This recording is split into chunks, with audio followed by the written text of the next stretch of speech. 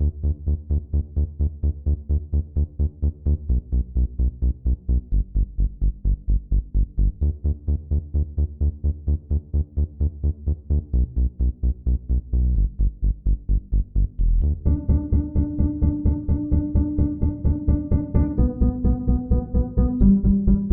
back to the Paleoconnection, everyone. I am Brandon, joined by my partner Verve, and we are back with another episode. This time talking about the retreat from social media and politics, as well as just social media in general, and kind of what the future outlook on social media looks like.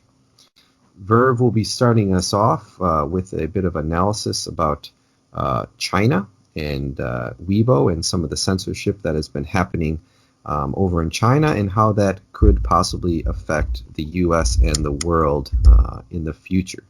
So, Verve, why don't you take us away? Oh, thank you very much for that gracious introduction. I ran across some interesting information about how social media basically functioned in China. Many of us would have just assumed that China's been a place full of censorship for, well, decades, since forever, that there's never really been some time in the Chinese history where you've been having a golden age of shit posting, so to speak. But that actually is not the case. There is their famous Twitter counterpart, Weibo or Weibo. I'm going to say Weibo, but I have no authority on how to say the name of the site. Actually, this place started in 2009, and it already had 100 million users within just the year.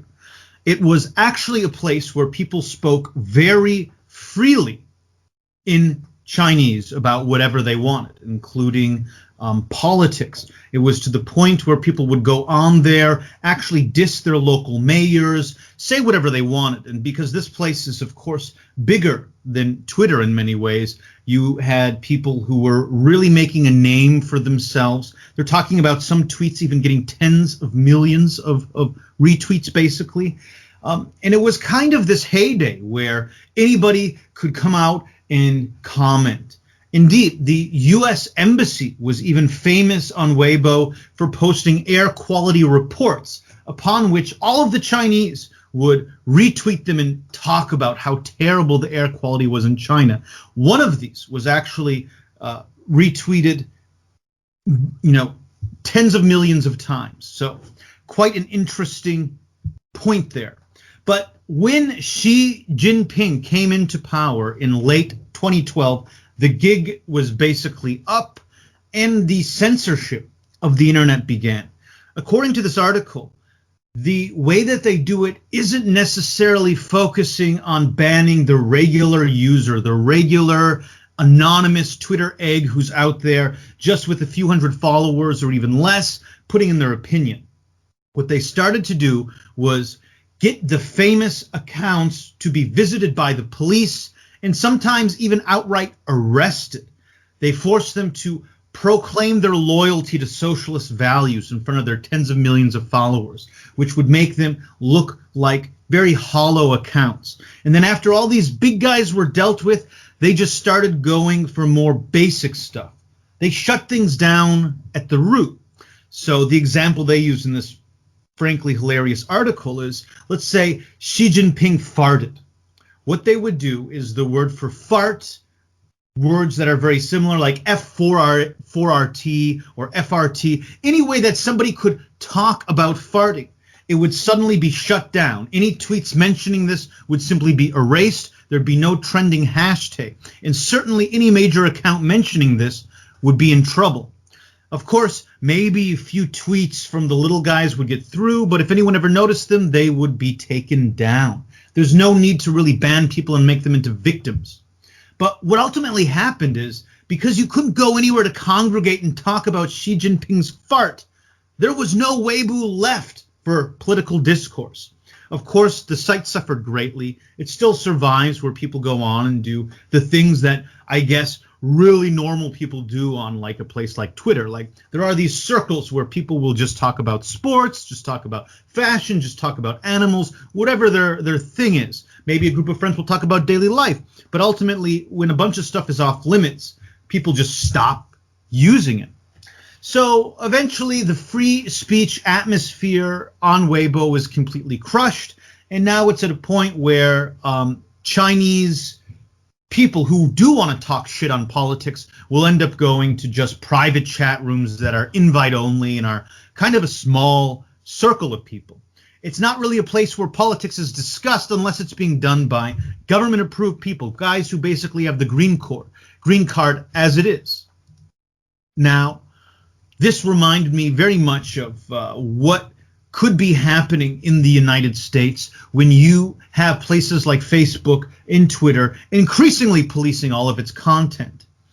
The same website where I actually found the previous article, which we will link to, Isagoria, a fantastic blog, brought up an article actually from 2018.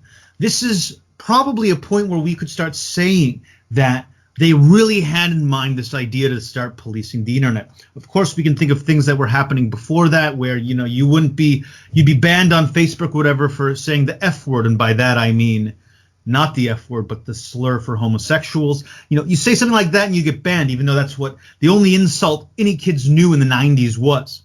But going on to 2018, we see this interesting connection where many people talk about Trump as having this open source insurgency, so to speak.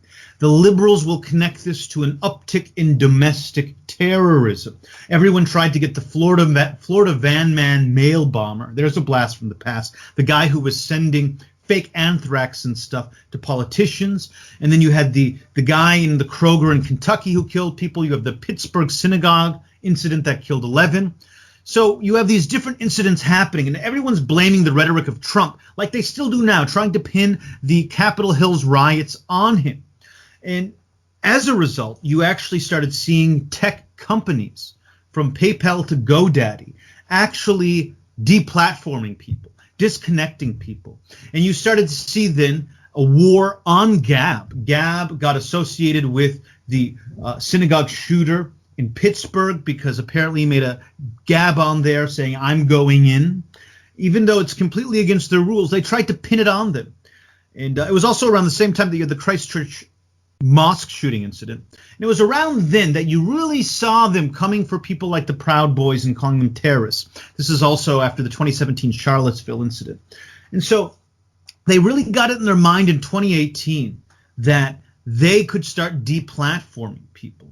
So the article goes on about how we could basically be looking at aggressive social artificial intelligence being built into major networks that would be oriented towards crushing any amount of insurgency.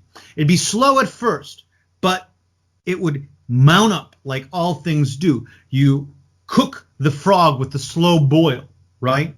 So it starts with banning Alex Jones outright. And then you essentially start banning the smaller accounts who are players. Not necessarily personally banning them forever, but there's the 10,000 follower rule, they sometimes call it on Twitter, where the second you get some aggressive counter narrative coming from an account with more than 10,000 followers, you start seeing these things disappear. You start seeing people crack down when finally there's a real amount of following. This happened with an old page that I used to manage. Before we hit 10,000 followers on Facebook, it was really easy peasy.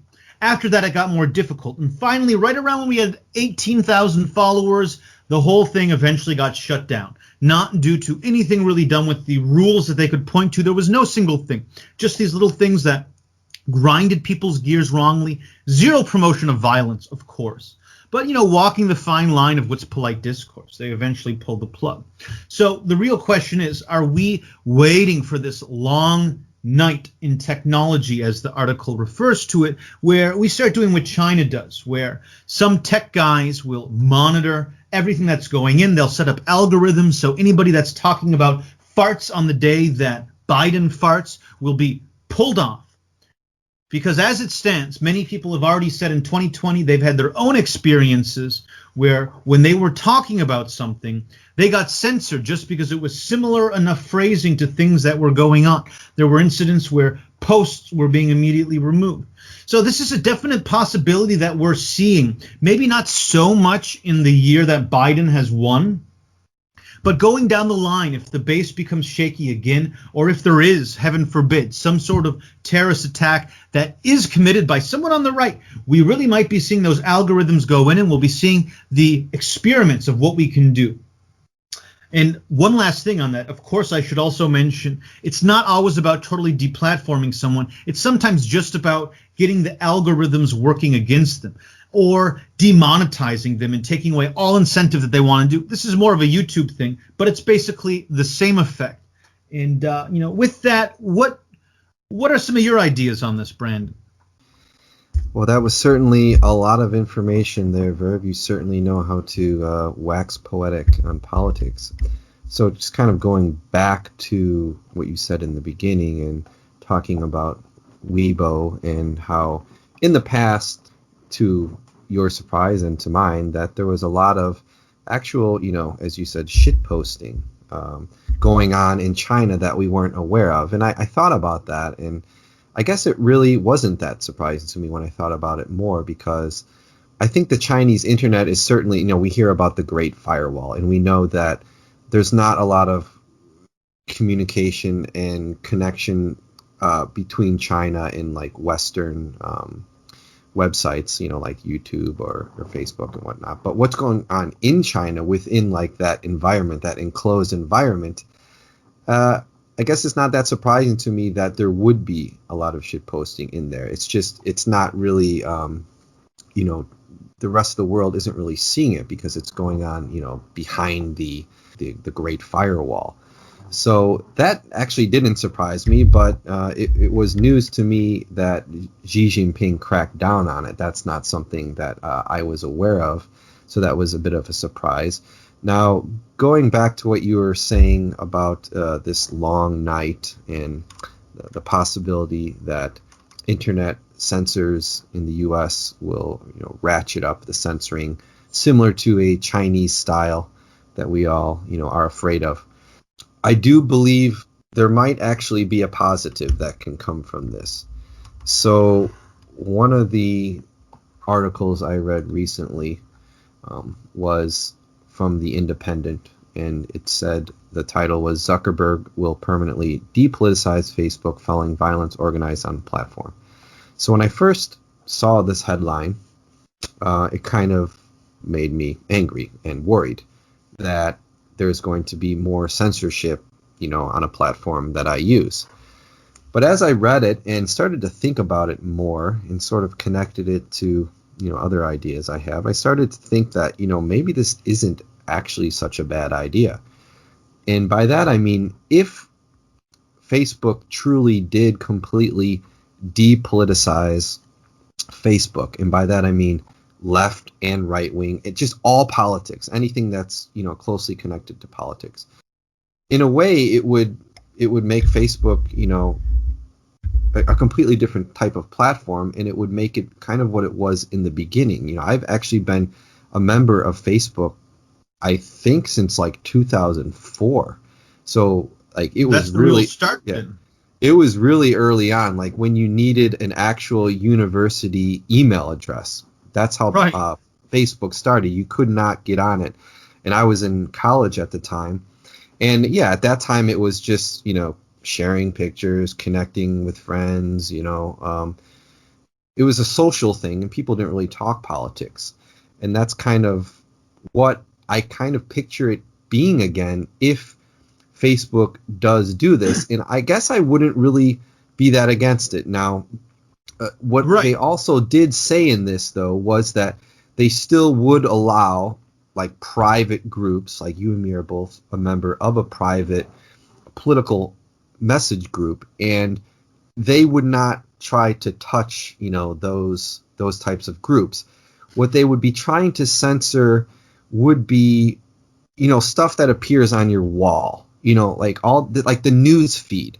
That's really where the problem is, right? Like That's Right, what they've right. been complaining about. Like, so you get, like, let's call it propaganda or something from, a right Sure. wing group or a left wing group, and you see it and it changes your opinion. It's kind of, intermingled into, what your mom posted and what your friends posted. And yeah, I guess most people that doesn't have much of an effect on, but there are some people that it apparently does. So I've kind of, I guess, changed my mind a little bit about this. If Facebook could completely do it in a fair way by getting rid of everything, but keeping those private groups and allowing, the conversation to go on to people who actually, join them, agree to join them, then I guess it wouldn't be that bad. And it also, I think they'd perhaps lose, they'd lose the political, the people who go there for politics, I think would start to Right. break away from it. And the people who want to go there for the other things, like the social aspect, sharing photos, they might flock to it. So it might, in a way, decentralize the political conversation. And like you said, people like in China, when Weibo was being censored by the government, they moved to, like, separate message boards and stuff. And, that's how it was in the US too, in the early 2000s, the early days of the internet in the 90s. And I don't know if I'd be against it going back to that again, as long as they're not giving a platform to Democrats or liberals or something on Facebook and then, censoring, conservatives. I guess I'm okay with it.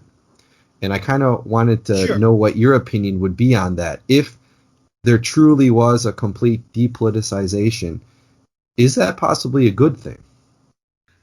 Well, yeah. To share something, I actually distinctly remember even who it was. I will definitely not say their name. I guess it wouldn't be interesting to anyone, anyways.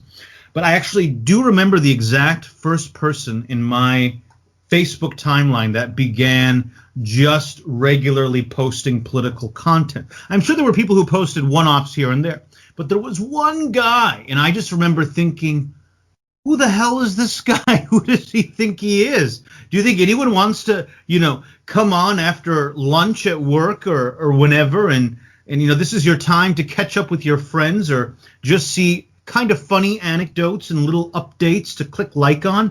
And this guy's posting politics. And I even contemplated messaging him privately, like, look, you got to get over to Politics Forum or something. I mean, there's plenty of places to discuss this all day, but it's quite a social faux pas to do this. And I imagine this was I want to say 2012, but that seems maybe a little late, maybe a little early, I don't know. But yeah, I remember that. And it kind of was like Facebook was a more pleasant place back then. But once the genie has been out of the bottle, when I look back on it, I wonder if that was a more fake place, right? Because now that you've kind of seen everyone's face without makeup, you're kind of used to that. And I feel like if everyone put the makeup back on, it would kind of, I don't know if it would, at least for me, change back to being necessarily so pleasant. It would feel very put on, and it could feel like, in its own way, sort of a shutdown of speech because they don't like what they're seeing, right? Because while the conservatives did lose the last election, we certainly won in 2016, and there is a weird momentum happening. Everyone can kind of feel the way that the trust in the mainstream media has dropped, how America has become more polarized than ever before. And the default, in my opinion, the default that we had in the 2000s, it led to Obama, right? So the default is kind of just the mainstream media gently pushing everyone in one direction. So my big concern is that if we did return to this previous form, all of the independent voices that I've learned to love would actually begin to suffer from this. So that's my big concern. Yeah, I do agree with that, and I would be very weary of Facebook trying to do this, but I have, I guess, a bit of confidence in the fact that, for example, in the article that I was talking about, Zuckerberg says that he's trying to reduce the amount of political content in the news feed, and they're still working through exactly the best way to do this. I have confidence that they know they need to make a change. And as you said before, there definitely was a time in Facebook where politics wasn't really a thing. So we know that it doesn't have to be part of Facebook. So I guess my dream situation would be that they completely depoliticize Facebook in a very neutral way. I don't know how that's going to be possible, but if it is possible, I would like to see that. And then other platforms are opened up to cater specifically to politics. And those platforms then are allowed to have success because then they're not competing with Facebook and Twitter and YouTube. I don't think YouTube would ever completely depoliticize. It just seems like there's just too much politics on YouTube. But I think one of the problems is that these tech monopolies are seeing any bit of competition as a threat right now. But if they completely depoliticize themselves and they left that like as a niche for other new platforms to take, and in that way they wouldn't be competing with them, I would see that as a sort of ideal situation. So if, let's say, there was a political version of Twitter, right, where you knew that when you sign on to this and when you follow their terms of service and you log in, that you're going to get politics in your face, right? This is what you signed up for. I think in that kind of environment, it's almost impossible to start censoring stuff, right? Because you've bought in, this is what you want. Whereas nowadays in Twitter and Facebook, right, there's all these other users that they didn't actually, sign up for Twitter and Facebook to get the politics, but now they're being bombarded by them. And I think a lot of these people are the ones that kind of are complaining. They're just not ready for hearing what the other side has to say. But if you sign up for it and that's what you expect, then it's hard to be calling for censorship, right? So, yeah, I've kind of reversed myself a little bit on this, and I'm hoping for some sort of decentralized system where we get social media apps that cater specifically to politics. I don't know, do you have any thoughts about that? Sure. Well, yeah, I see your point.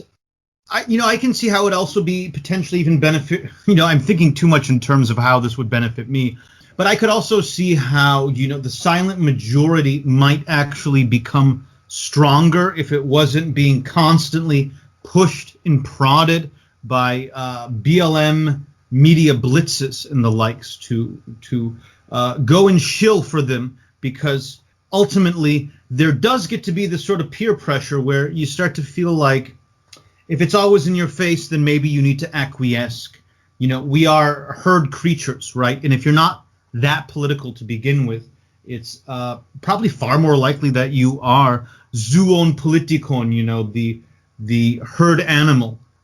So, maybe this actually could be beneficial and also make people more comfortable to vote their conscience. And then on the upside of this, you could have what you might call more organic politics that would be potentially a bit more conservative and about the lived experience of, Jack and Jill Johnson in Iowa, and less about what the top dogs over at CNN and in these influence peddling groups that buy all these advertisements like Hope Not Hate and the likes want everyone to see on their social media.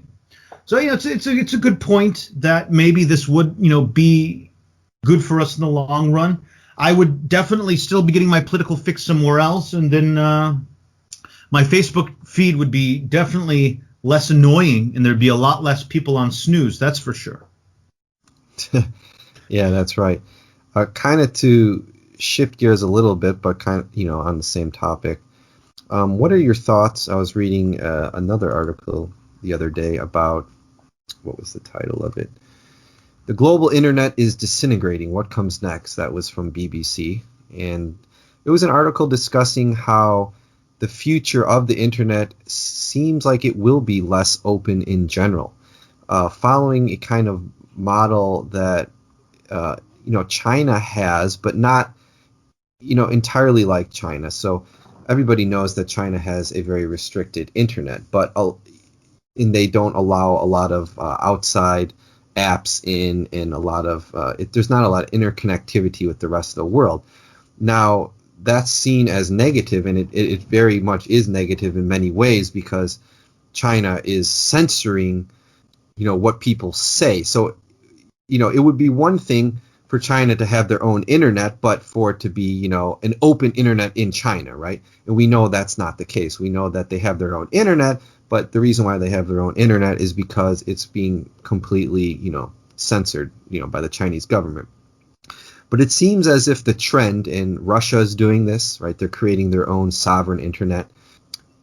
South Korea kind of has it as well. And a lot of other countries are considering sort of disconnecting themselves a bit from the rest of the world and having a more tailored internet to their population. Now, of course, this is not possible for every country. Some countries just do not have, the money to build the hardware and the servers and all that. They can't come up with their own apps and things like that. But places like America, they certainly can. Russia, of course, China, and then other countries, for example, surrounding Russia, like, former Soviet bloc countries might buy into like the Russian internet. Now, there's good things and bad things about this. The bad thing is that it has historically been used by, authoritarian regimes to, suppress information from the outside from coming in. But there also is a positive effect to it, and that is if you really do believe that other countries are manipulating your politics. So there's been a lot of talk about Russia manipulating the population in the U.S. Through Facebook ads and things like that. If you are afraid of that sort of thing, there are some benefits of possibly tailoring your internet and disconnecting a bit, not completely, but disconnecting a bit from the rest of the world. Now, with that being said, you still, in my opinion, should allow an open discussion within your country, not like China has. But perhaps there are some benefits to sovereignty with your internet. I just want to read a quote. This was something interesting that I didn't know. This is from the article I was referencing, The Global Internet is Disintegrating, What Comes Next? It says that in 2010, a delegation of countries, including Syria and Russia, came to an obscure agency of the United Nations with a strange request to inscribe those same sovereign borders onto the digital world. They wanted to allow countries to assign internet addresses on a country-by-country basis, the way country codes were originally assigned for phone numbers. So there has been a movement, something that has been not really well known, I think, especially within Russia and Eastern European countries. There has been a movement to kind of close themselves off a bit. And I was just wondering what you think about it, Verve. Do you think we should stay with this global internet? Or is it only a matter of time? China has already done it. Is it only a matter of time to where we have these spheres, let's say, the China sphere, the Russian sphere, the Western European sphere, the North American sphere? Is that inevitable? It totally is inevitable, because China definitely is not going to allow for their people to have the same sort of leeway that we do in the West. And it's also the case that countries like Germany and Sweden don't want that for their own people as well. There's this new theme going on in the West where the incidents of terrorism done by any domestic Western tourists, it's always going to be done through these shady influencers on the internet that are radicalizing teenagers. They want to use this as an opportunity to get as much control of their internet as possible.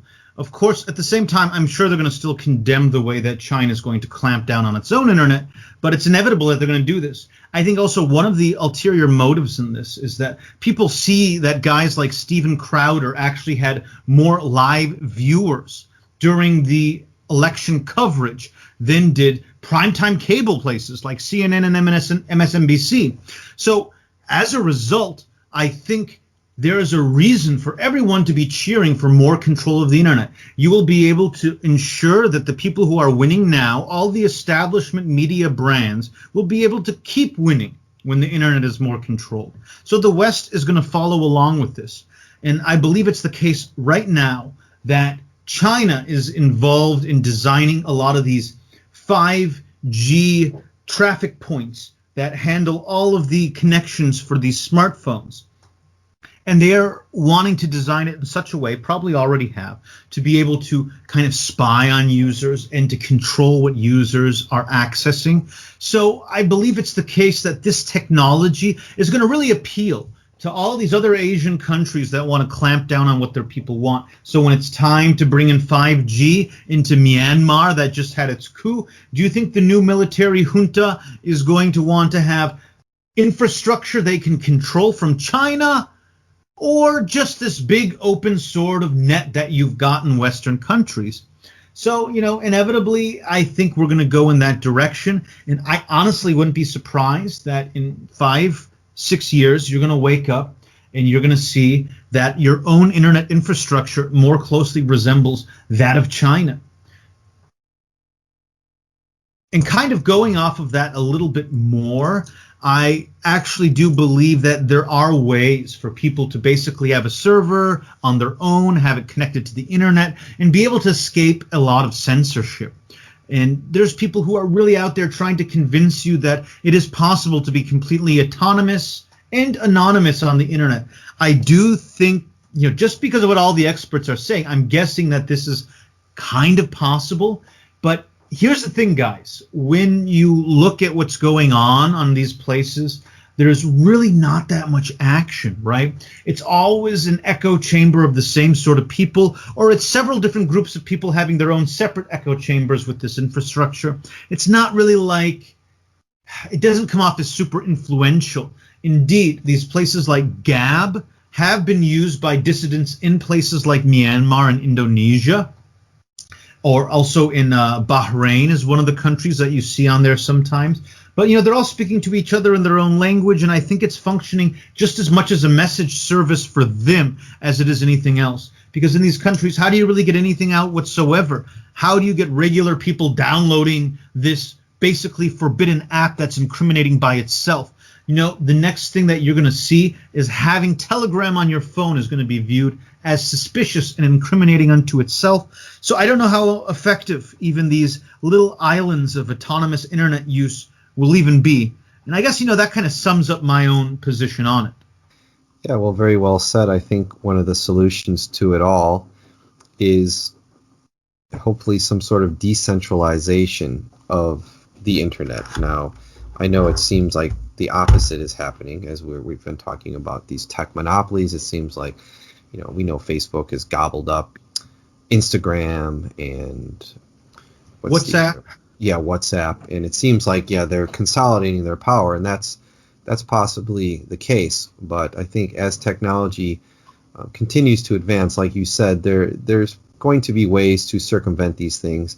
And as I also stated, I believe that it may even be in the best interest for places, websites like Facebook, to completely depoliticize themselves and leave that, that part of the internet, leave that to other apps that, are geared towards it. And in that way, it would, I think, allow a flowering of new apps that cater towards that specific interest that people have.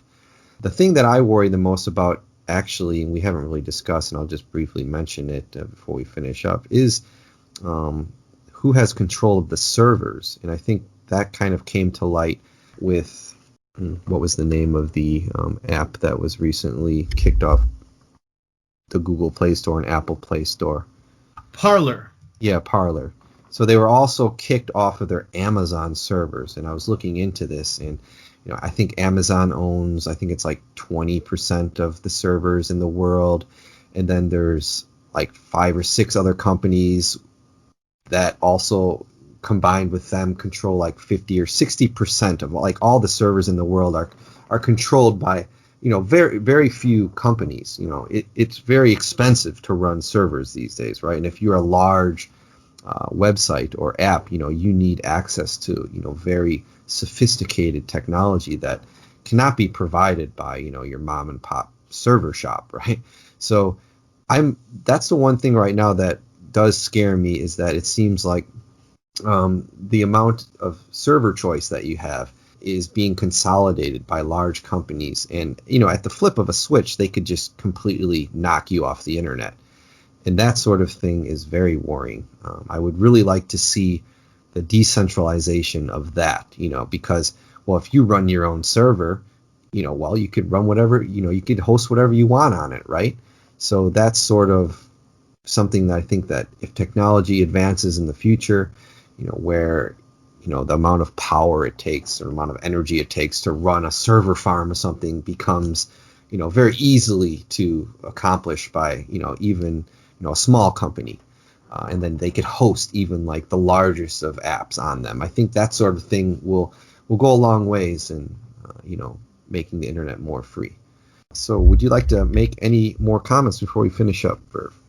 I am out. I am very glad for everybody that listened. This went a bit longer than we expected, and we'll see you again soon. Okay, with those final words, I will also say see you next time on the Paleo Connection.